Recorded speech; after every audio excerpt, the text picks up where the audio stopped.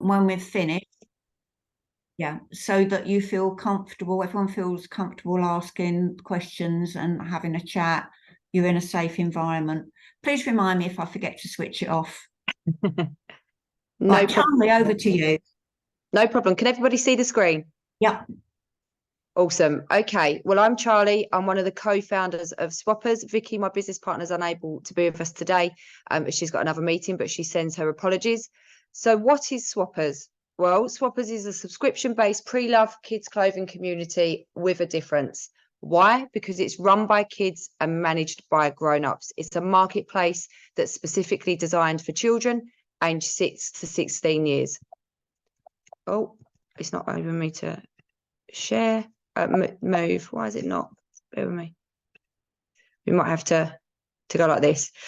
So what is the problem that we're trying to solve? Well, if there's grown-ups to children in this room, then you know that kids continuously outgrow their clothing, and dressing growing children is incredibly expensive. And if your daughters or sons are anything like ours, then you know that they get to an age where they no longer want to be dressed by their grown-up, even though we do think we are the coolest people on the planet. And the environmental impact of overconsumption, certainly within kids' fashion, is crazy, with all saved items for best. Now, this is our daughters, so Pretty and Sophia. Here they're aged about 9 and 11. And they started to, they really did inspire us through this business journey. So during lockdown, they spent more time in their pajamas, doing their homeschooling than they did out and about, wearing and getting the use out of the clothes that they had. Vicky and I managed to bundle up the unwanted items and left them in the hallway, as many parents do. We were fortunate that our children started to think outside of the box, quite simply because Vicky and I had no money to replace their wardrobes, and they started to organically swap and share their pre-love clothing. We were surprised, shocked, but overwhelmed by what we were seeing. The children were very, very empowered by the process. They were empowered because by us, the grown-ups, being removed from the decision-making process meant that they could explore pre-loved fashion and explore their styles and, in their words, their vibe together. They encouraged us to offer and extend the idea of swapping clothing with their friends.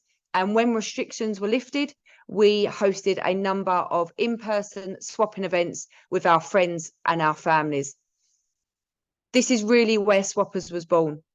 We looked to existing marketplaces, and I'll talk about some existing marketplaces as we move through this presentation.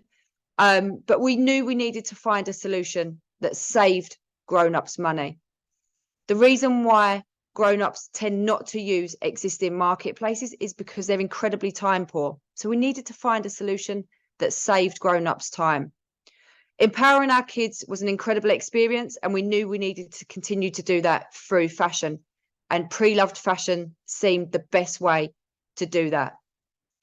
We needed to find a sustainable fashion solution for our children. We looked at alternatives out there, and quite simply, they didn't meet our expectations. There wasn't the variety of clothing that we were looking for our children. We needed this environment to be an environment that was safe, where parents and safety of our children is paramount. And we knew that we needed to find a solution that kids could control. And when we started to think about the future generations and the future of currency here, certainly in the UK, but globally, we knew it needed to be a token currency system that the children could control, and that we could help aid their own independence when it comes to navigating their way through what could be our marketplace. So why is Swappers needed now? Well, on average, the average household in the UK spends £764 per child when dressing their growing children, with 6% spending upwards of £1,500. And that was certainly myself and Vicky. This is not including school uniform. And I'm going to talk to you a little bit more about school uniform as we move through the presentation. It'll be no surprise to you that 1.2 million tonnes of textile waste ends up in landfill every single year. And this is often, a huge contributor of that is grown-ups that are often discouraged to upload or use pre-loved options. The average child's wardrobe contains 154 items of clothing that we know they'll eventually grow out of. Like I've said, we always, you know, grown-ups tend to save items for best, which children will eventually grow out of. And talking to you people here in this room, you know that fashion and fast fashion is one of the largest contributors to global warming. The Go Henry logo is on here because Go Henry is a payment card for children, specifically aged 6 to 18 years, which teaches them about financial independence. We've partnered with Go Henry and they've given us some fantastic insight into young consumer spending. We know that £3.5 million was spent in 2021 on pre-loved or vintage clothing. This has grown by 21% this year. And Go Henry are a strategic partner of Swappers. So how does the marketplace work? Well, it's easy, safe and fun for kids to use. So you subscribe your family to the community. If you think about the way that you sign up to Netflix, you can have up to 4 children for $14.99 per month, having unlimited opportunities to swap. Kids upload their items to Swap, and once they've swapped their items, they're reimbursed with tokens. This is that token currency that we were talking about. They get their tokens and then they have unlimited opportunities to swap. Now, if you've seen Swappers, you'll see that it's a user-verified retail environment that is specifically designed with kids in mind. Now, the marketplace is run by kids and managed by grown-ups. Now, grown-ups come in and organise postage and packaging or local collection of our swapped items. Online child safety is paramount. Vicky and I are parents, and any parent in the room knows the challenges around keeping our children safe online. We've partnered with a company called Trust Elevate, which means that we at Swappers are adopting the highest safety measures, and we're ensuring that children and teenagers are being digitally parented in a safe and enabled environment. We are completely GDPR compliant and we adhere to laws here in the UK, and we meet the legal requirements that is needed. And in actual fact, we are the only verified resale and retail environment that currently exists. This type of technology you would typically see in education technology. So all of the actions on the marketplace are verified. When your child uploads, as a grown-up, you have the option to be able to approve or disapprove the item. As our children are chatting on the marketplace, you have the option to be able to view all conversations.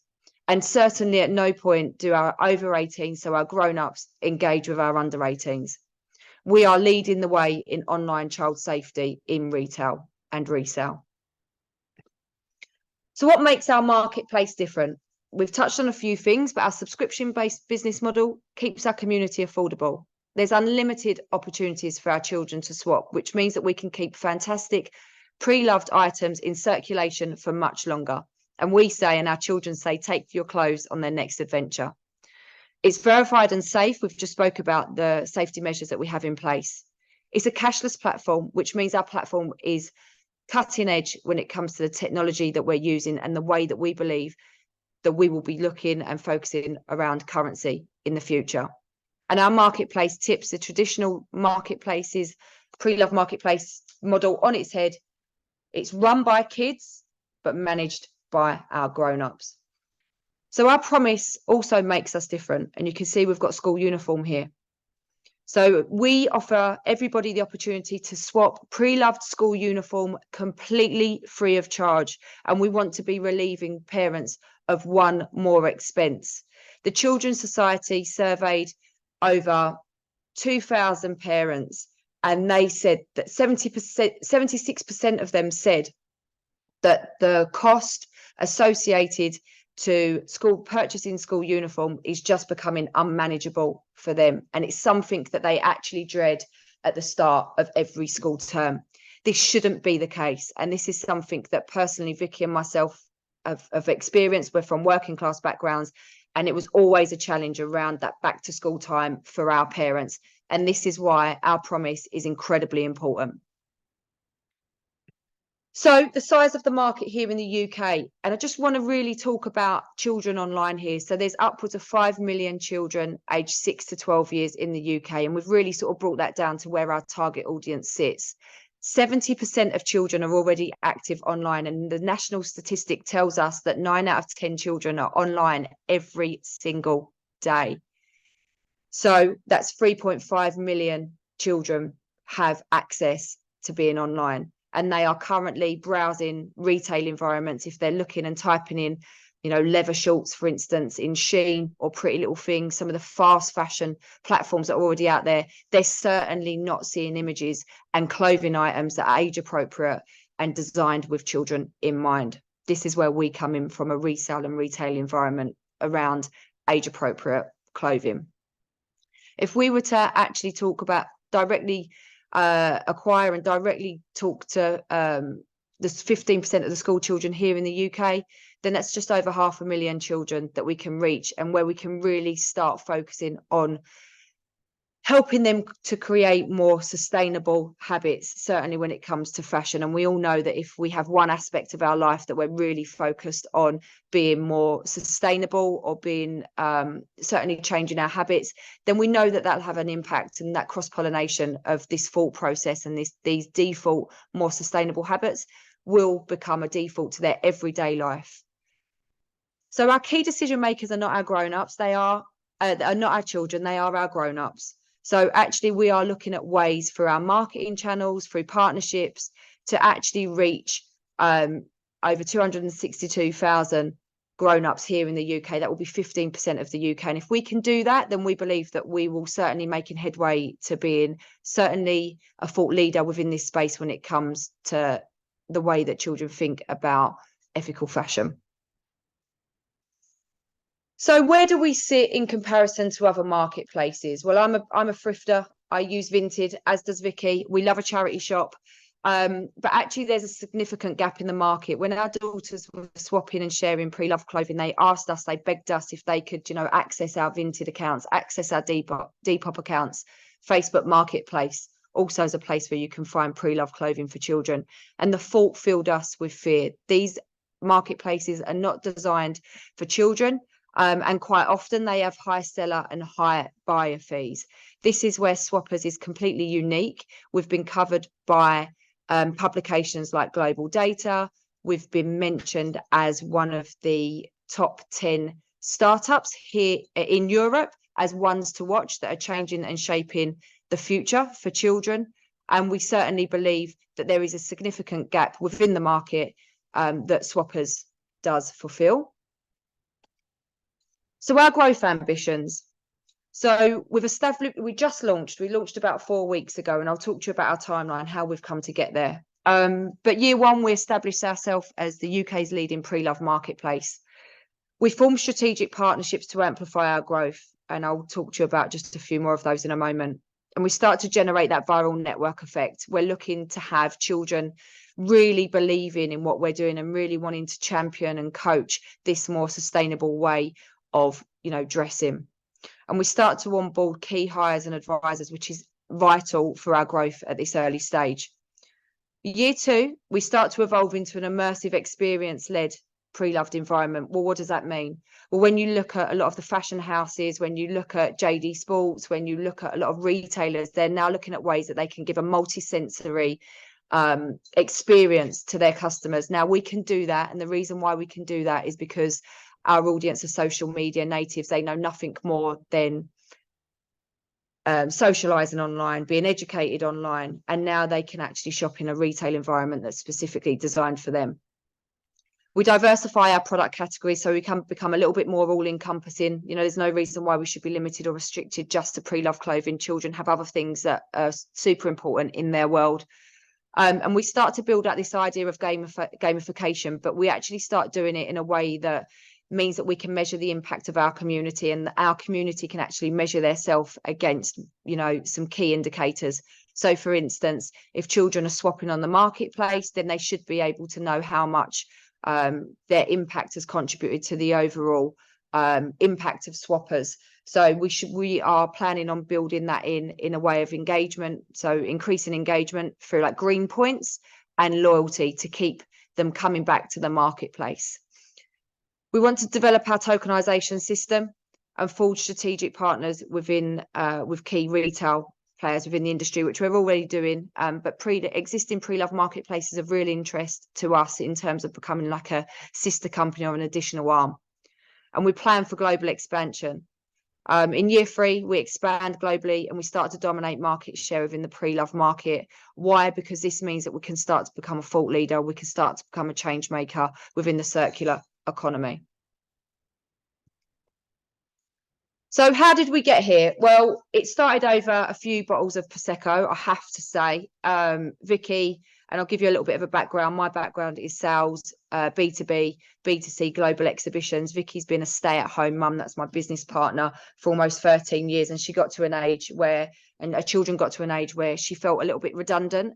And I had this idea, certainly after the girls started swapping and sharing their clothes, and we started to thrash out, how this could be a commercially viable business. And yes, a couple of bottles of Prosecco's down, we decided that we were going to explore ways that we could get this startup and this idea off the ground.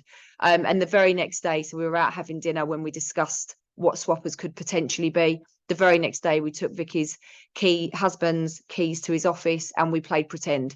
And we started to map out our journey and how Swoppers was going to plan out and how we would get to this North Star. And that was a little under 2 years ago. The first year we spent was during COVID. We spent trying to get a bank account. We spent trying to network and validate the idea when, there was several restrictions which impacted a lot of businesses, as we know. But we managed to build a non-code prototype. We validated the idea for about 8 months in a small, tight-knit community.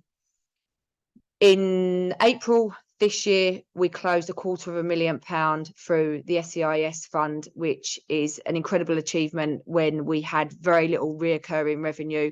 We validated the idea on a small number of users, and we have received a full SEIS fund.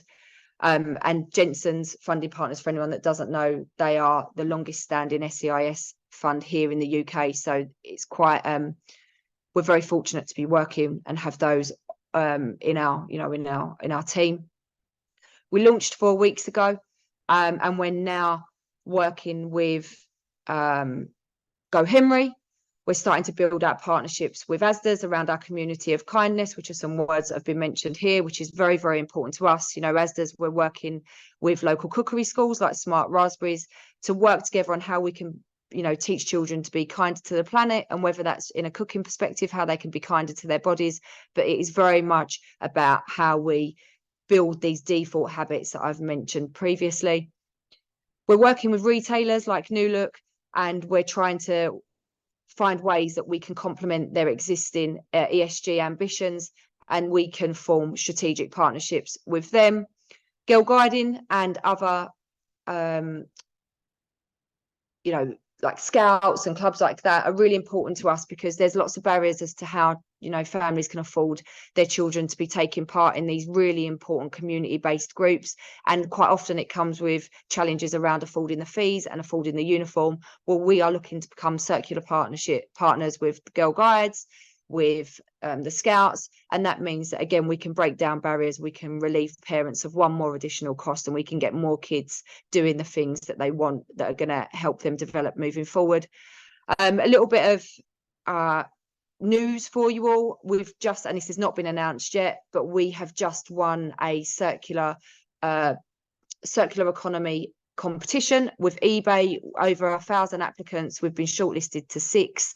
We've actually won a prize, so we've won £10,000 from eBay, and we're finding out whether we're in the running for the top prize, which means that we'll be mentored by eBay. But that is hot off the press, hasn't been announced yet. Probably shouldn't have told you. This is why I need Vicky on the call, because she reins me in. But I'm super excited to be able to announce that we are a winner, and certainly being shortlisted for the final.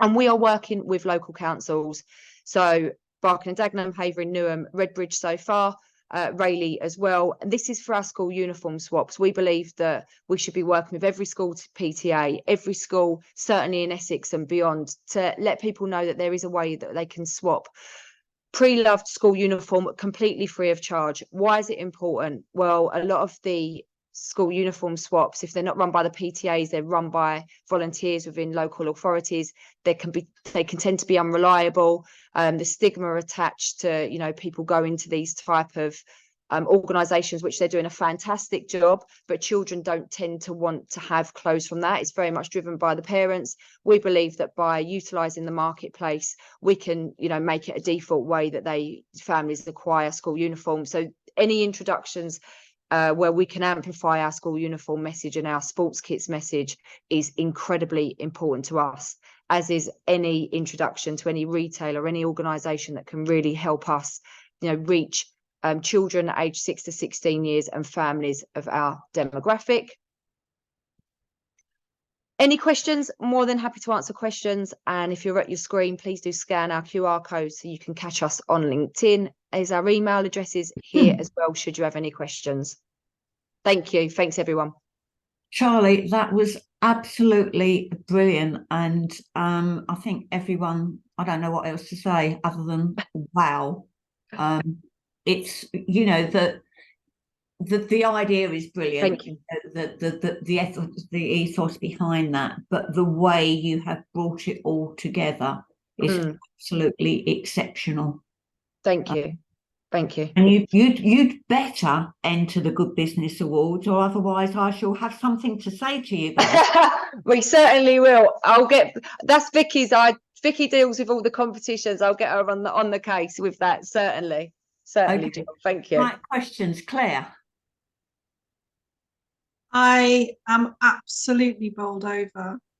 I didn't know if I would have this opportunity to speak, but when you're in business and being entrepreneurial and really groundbreaking and being sustainable, it's absolutely amazing purpose. It's hard. Business is hard for small and micro businesses. When you are a sustainability led company, which like yourselves, it's the most incredible, fulfilling and amazing thing to do, but actually it's even harder because in some ways there are a lot more boundaries to do the right thing. I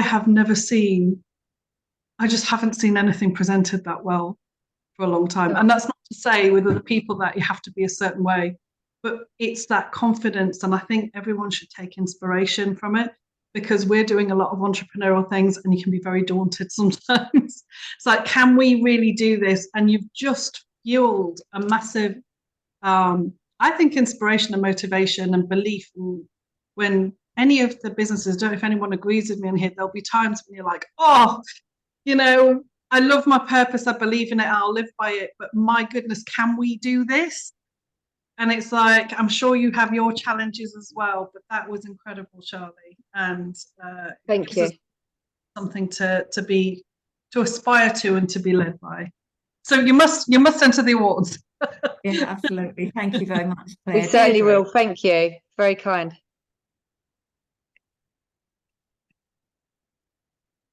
You're on mute. Yeah, there you go.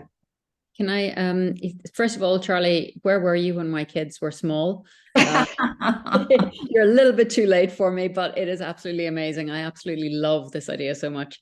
The question I have really is where my kids, the school group that they were in, the younger kids that are still there, I know that parent group is absolutely just your right audience. Yeah. Where can I send them to get this? Is there an app to download? Did I miss something in the presentation about that?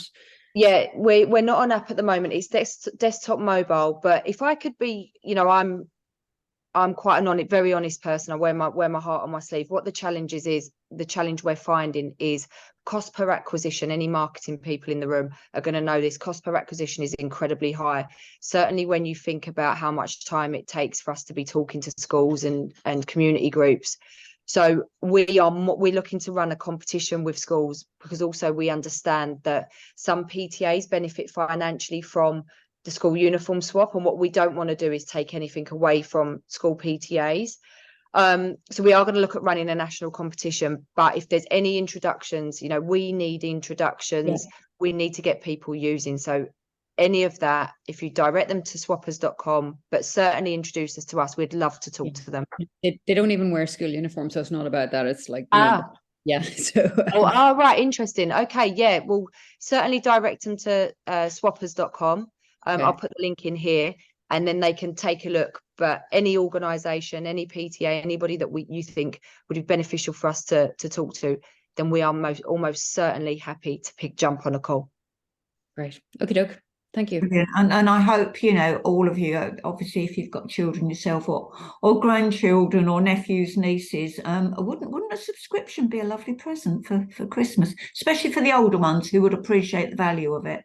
Yeah, we're more than happy. I think that we sent previously in an email an early bird offer, but look, we're more than happy to even be offering even a further discount, you know, to all members. Why? Because we want to get your feedback. We'd love to get your feedback on the product. We're certainly doing a lot of user groups and studies, so I can talk to Jill about sending an even, you know, we're doing a early bird 50% off offer, but it might be that we run something for 3 months. It might be that if your child would love to be like an advocate or brand ambassador, we can send them some sustainable gifts that we have, so like a reusable tote bag. We really this is about community. It's about all coming together and really sort of amplifying the message. So I can certainly share some additional stuff with the team after, for anyone that's interested. That'll be great. Yeah, if we can do that, so we can, you know, focus something that is Exactly that. Thank you. Yeah, great. Gwyn. Yeah, I was just blown away by that, Charlie. Utterly amazing. Utterly amazing. It's not just a brilliant concept, but the way you've woven in the needs and demands of the parents and the children, that's quite remarkable. And I think it's an absolutely superb example to anyone that wants to set up a business.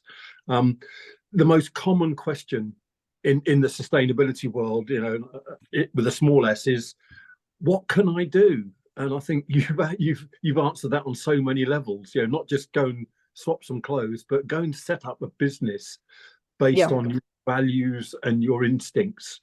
You know, and it's just great to see an organisation like this created that's out of the clutch of conventional business and the venture capitalists.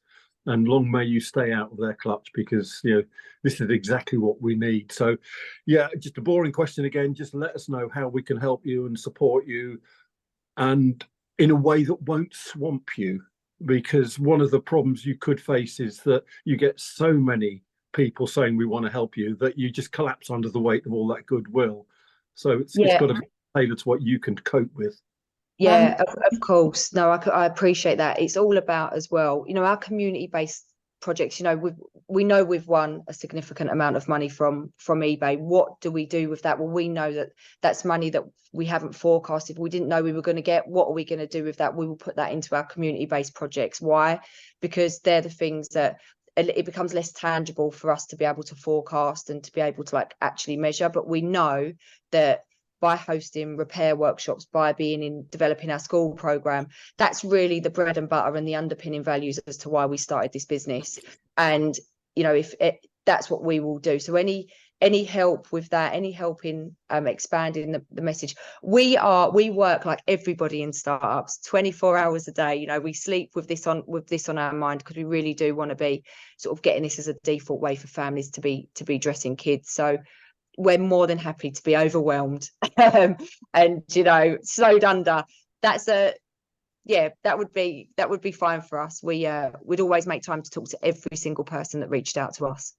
Charlie, you know, entirely actually, and I'm putting you on the spot slightly, but only because I think you'll agree. ASP and Albert, as Gwen said at the beginning, have got a very, very close relationship. A lot of members, you know, are members of both communities.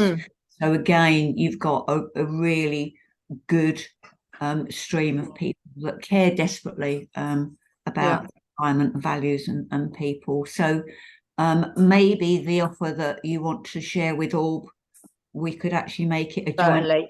Of course. And anybody in the room as well, anybody within the community that would like to extend this to, you know, we'd love this to be a default HR benefit. We need to, cost of living crisis is incredibly tough at the moment. You know, we believe that employees should be taking this on as a HR benefit. So anybody within the community that wants to, you know, even pass this on. Right now, it's just about education. We're a commercially viable business, most certainly, but actually this is about getting kids using and experiencing this and making this a default way for them.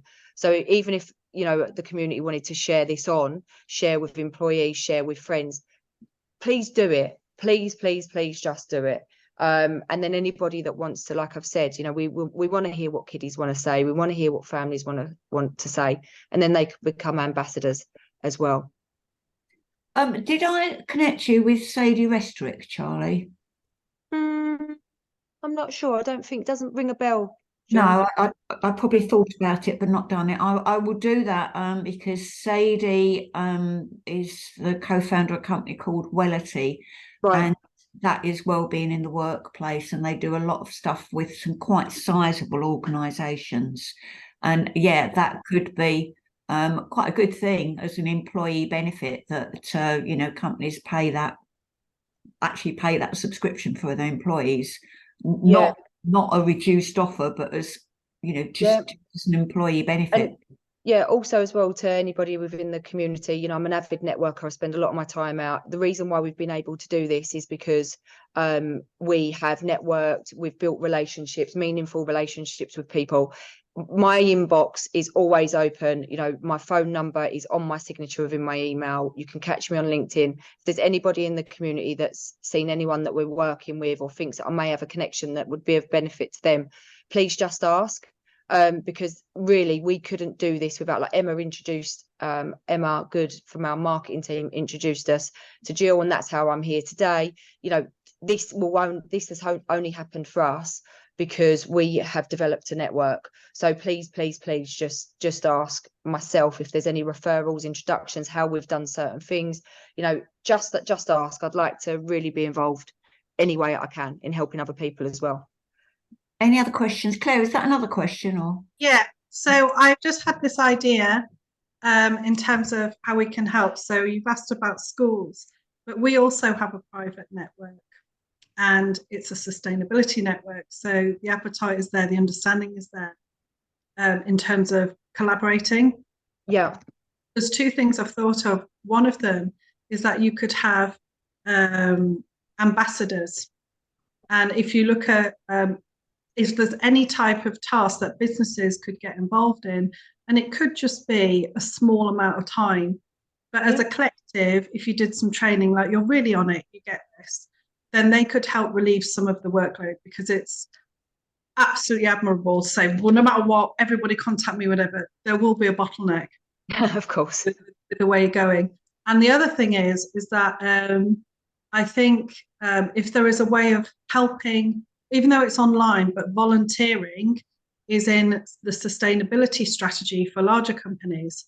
So for instance, in our sponsors for the Good Small Business Awards, what part of the sponsorship is that we work on ESG impact activities to actually facilitate and show how some impact can be made in ways they haven't thought of before. Okay, interesting. And actually learn a different way of doing it, because they have a strategy, what's actually working and what isn't for them. And this would be a great way in terms of volunteering if they couldn't have, say, employees or staff leaving the building, but they want to do something in volunteering. There may be something there. And this is about accessing resource from a sustainability point of view that could be so purposeful for both organisations coming together in collaboration, but a non-commercial arrangement that would help. Maybe that was a thought I had. Yeah, no, interesting. Yeah, you've got you've got the delegate list if you want to contact with each other. I didn't put it in the email, which I normally do, but please remember GDPR, you can't just add that list to your database. Please only connect with people where you have specifically got the permission to. In terms of emailing, by all means drop an email if you say you want to help, but don't drop a sales email. one of the best ways to connect is often on LinkedIn anyway, which I would suggest that you really, really focus on. But I needed to remind you on that. But obviously, if you need to make a direct supportive email, then that is absolutely fine. Any other questions? No, I think you have done so well with that presentation that you've absolutely covered everything. It's absolutely brilliant. Okay, let's have a little chat about Black Friday then. What does everyone think about Black Friday? Anyone want to kick that off? Do you want to oh, Giles, go on. Go for it, Giles. Well, thank you. Yeah, I mean, I will, and then I'll hand over to Gwyn, who's been putting some great stuff out on LinkedIn this week about it. You know, as have you, Jill. Yeah, I mean, as a self-professed ethical freelance digital marketer, people have been asking me like, what's unethical about Black Friday and indeed Cyber Monday. So, well, really, do I have to explain it to you? You know, do you not get it? But for those people that don't understand why it's unethical, I mean, it just, you know, encourages people to buy more stuff that they don't necessarily need. However, you do have to balance that by taking a you know, slightly wider, more nuanced 360-degree view, which is that you know, maybe there are some people who can only afford to buy those products or services when they are heavily discounted. So, you know, there is that. It's never completely black or white, but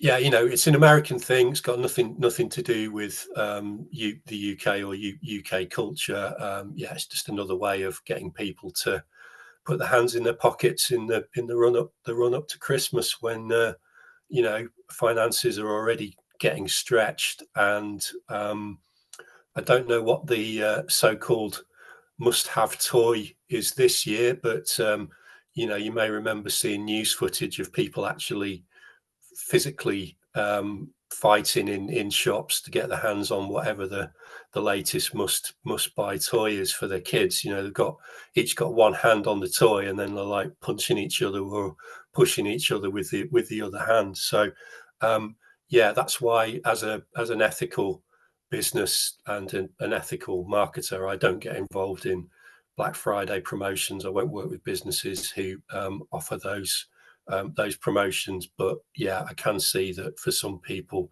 it does allow them to buy the products and services that they need at a discounted price. Yeah, I think, you know, in very general terms, probably most of us would agree that, you know, sales that are authentic, you know, if you need something, need being the operative word, then it makes sense to take advantage of the sales. But, you know, Black Friday is not an authentic sale, really, is it? That's a lot of it.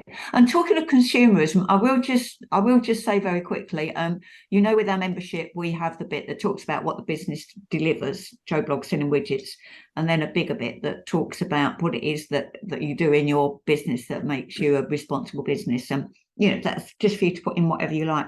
The very first thing Charles Whitaker has put in his bit is, the first thing is that I'm not a consumer. And I love that. I mean, obviously he's a consumer in terms that he buys stuff that he needs, but it's mostly food and clothes. And that just that statement alone, I'm not a consumer. I'm not someone that just wants to go out and buy. That is just so important. So I love that, Charles. Alison, you've got your hand up. Oh, you probably do what I do, if that's unintentional. I'm very good at waving my arms around and then the hand comes. John Wellman has got his hand up, Jill. John.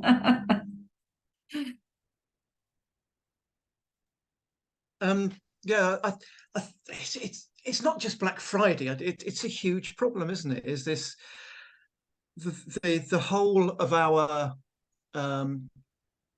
business culture is based on selling things, and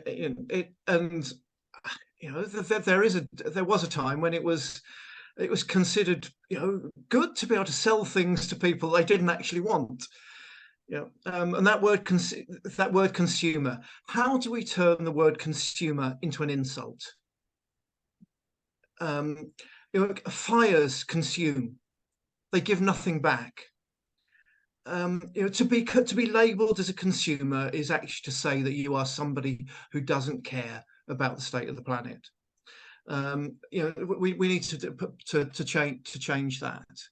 But I'm not certain how we're going to do that. But yeah, I just look at the amount of things that in the shops that are just pointless plastic, and but we're all guilty of it. I can look around just the room I'm in and think, how many of these things do and how are we going to balance that? How are we going to balance what is something that gives us a bit of comfort and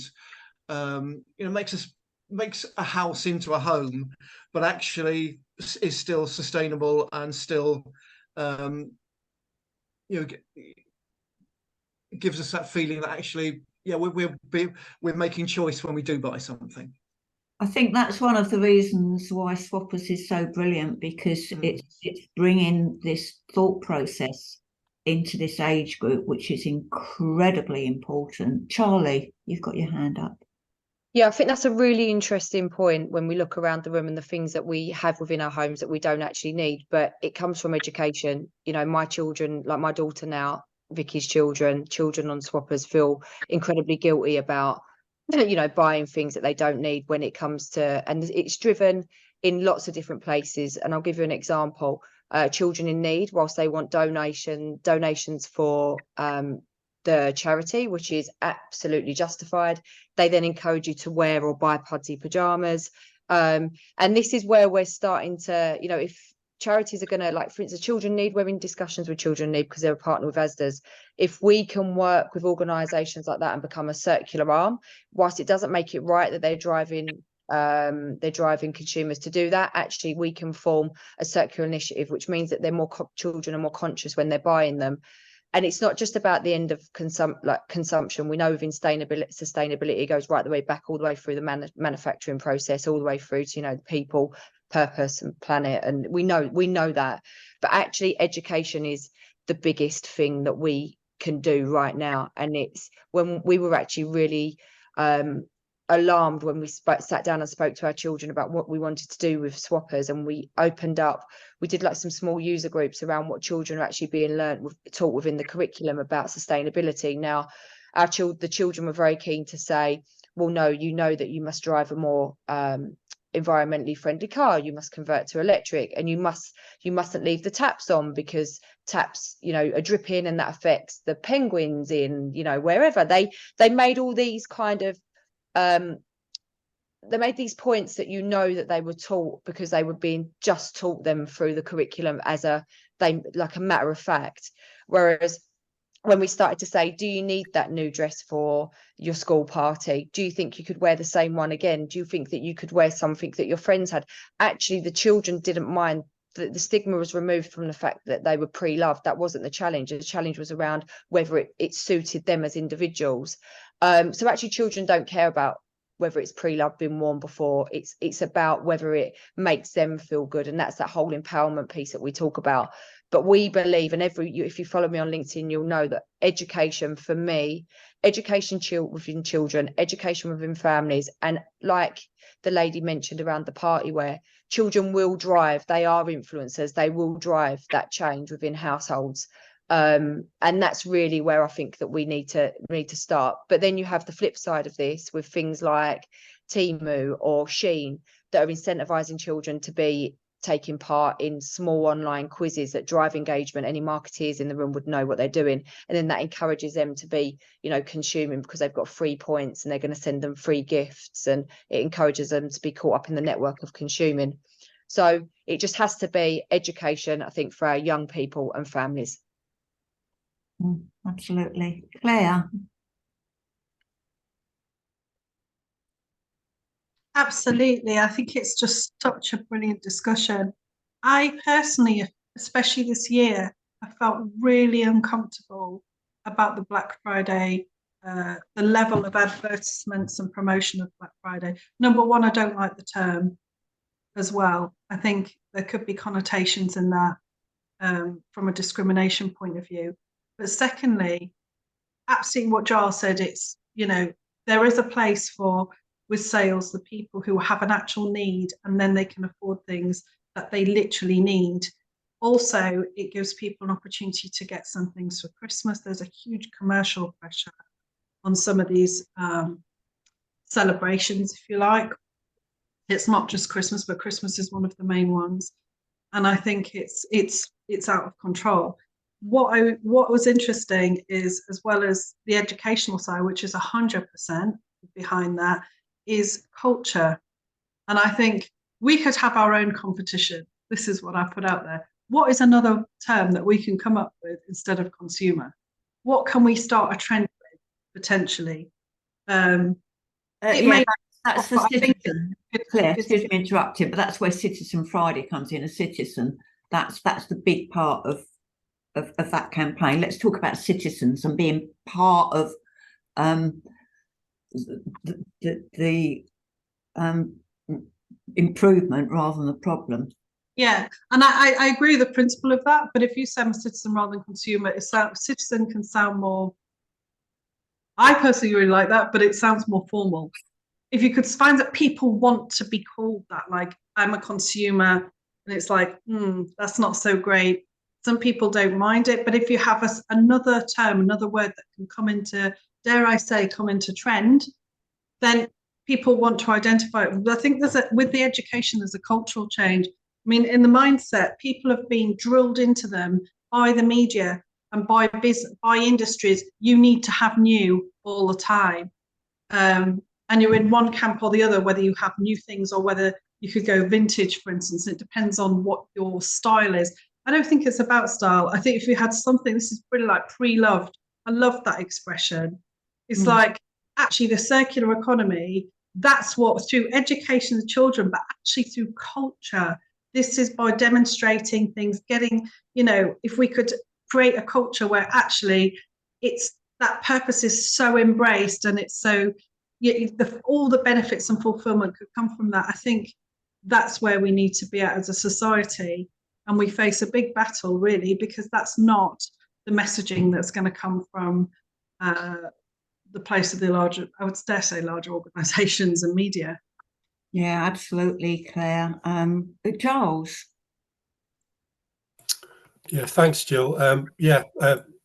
Absolutely, Claire. And I mean, just to build on what you were saying, I was talking to somebody on another session, and it's now not only Black Friday and then Cyber Monday by extension. It's now become Black Friday week, and the guy that I was speaking to said he'd now even seen it extended to the month.